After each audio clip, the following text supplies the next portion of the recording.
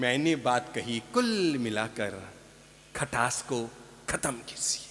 क्या कीजिए? खटास को खत्म कीजिए। छोटा मोटा माहौल बन भी जाए ना, उसे प्रेम से, शांति से, मुस्कान से, आनंद से उसको मिटाने की, समेटने की कोशिश कीजिए। बात को जितना आप बढ़ाएंगे ना, वो बढ़ती जाएगी, और जितना आप समेटने की कोशिश करेंगे, इधर से सॉरी कह दो, इधर से सॉरी कह दो। देखो, अगर आप देख लो, आपके ऐसे कोई भाई भाई हैं जिनमें आपस में बोलचाल नहीं हो, गुस्से में आदमी पहला काम करता है, वैर की गांठ बांधता है। क्या करता है? गुस्से में आदमी सबसे बड़ी भूल करता है, बोलचाल बंद, आना जाना बंद। मैंने ऐसे ऐसे भाइयों को देखा है जो एक माँ के पेट से पैदा हुए, ट्विन्स पैदा हुए, पर आपस में बोलते नहीं, मिलते नहीं, एक दूसरे के यहाँ जाते नहीं, एक दूसरे के काम आते नहीं, केस मुकदमे कर रखे हैं छोटी छोटी बातों को लेकर। मेरे भाई, दुनिया में रहना कितना है? 4 दिन की जिंदगी है, 2 दिन बीत गई और 2 दिन बीत जाने वाले हैं। किसकी झकाड़ कर रहे हो? पैदा हुए थे ना धरती पर, तो माँ ने जो पहला कपड़ा पहनाया था उसका नाम क्या था? जबड़ा। क्या नाम था? लंगोट।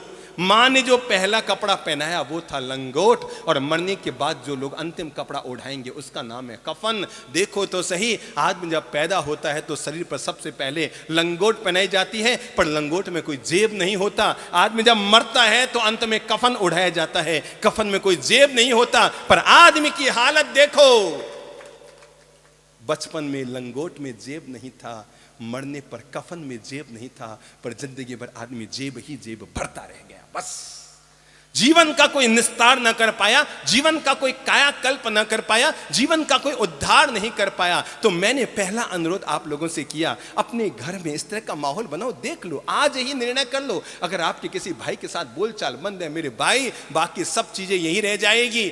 मुझे नहीं मालूम आप पत्नी से जितना प्रेम करते हैं वो प्रेम अगले जन्म तक जाएगा कि नहीं जाएगा, पर अगर आपने अपने सगे भाई से वैर की गांठ बांध रखी है, वो वैर की गांठ जन्म जन्मांतर तक आपका पीछा करती रहेगी, जन्म जन्मांतर तक आपको दुखी करती रहेगी, जन्म जन्मांतर तक आपकी जिंदगी में खटास घोलती रहेगी, जीवन में कांटे उगाती रहेगी, जीवन को नरक बनाती रहेगी। जन्म जन्मांतर तक उसका पीछा आपके साथ चलेगा। इसलिए आज विवेक है, आज सदगुरु का जीवन में साथ है, आज जीवन का पाठ पढ़ने को मिल रहा है, आज ही हम जीवन का फैसला कर सकते हैं। मेरी जिससे बोलचाल बंद है, देरानी से बोलचाल बंद है, मैं क्षमा मांगती हूं, मैं क्षमा करती हूं। मेरे भाई, पाली तना की तीर्थ यात्रा करने के लिए 5000 सीढ़ियां चढ़ना सरल है, तिरुपति बालाजी की यात्रा करने के लिए 10,000 सीढ़ियां चढ़ना सरल है, लेकिन अपने सगे भाई जिससे तुम्हारी बोलचाल बंद है, उसके घर पर जाकर 5 सीढ़ियां चढ़कर उसको सॉरी कहना, यह बहुत मुश्किल है।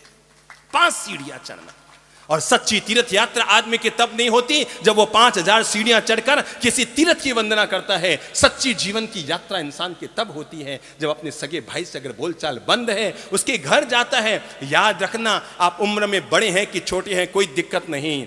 और ये भी मत समझना कि अगर आप सॉरी कहते हैं तो इसका मतलब आप गलत हैं। पहली बात तो मैं अभी बता दूं पीछे बैठे भाइयों, अगर आप किसी को सॉरी कहते हैं तो इसका मतलब ये नहीं कि आप गलत हैं। अगर आप सही होकर भी दूसरे को सॉरी कहते हैं, इसका मतलब यह है कि आप रिश्तों को निभाना जानते हैं। अगर आप जेठानी होकर आपको पता है कि गलती देरानी ने की, फिर भी आप मामले को समेटने के लिए अपनी तरफ से सॉरी कहते हैं। अगर आपको पता है कि गलती बहू ने की और वो अभी भी अकड़ रही है, फिर भी आप घर में मिठास और प्रेम घोलने के लिए, नरक बनते हुए, कांटे बनते हुए घर को वापस स्वर्ग सरीखा बनाने के लिए, सासू मां, अगर आप सॉरी कहते हैं, इसका मतलब ये नहीं कि आप छोटी और गलत हैं, इसका मतलब यह है कि आप रिश्तों को निभाना जानते हैं। आप जानते हैं कि घर में बड़ा किसको कहा जाता है? जो बड़ा बनकर रहे वो बड़ा नहीं, जो बड़ा बनकर रहे घर में वो बड़ा नहीं। घर में बड़ा वो होता है जो वक्त आने पर घर को एक रखने के लिए अपना बड़प्पन दिखाता है।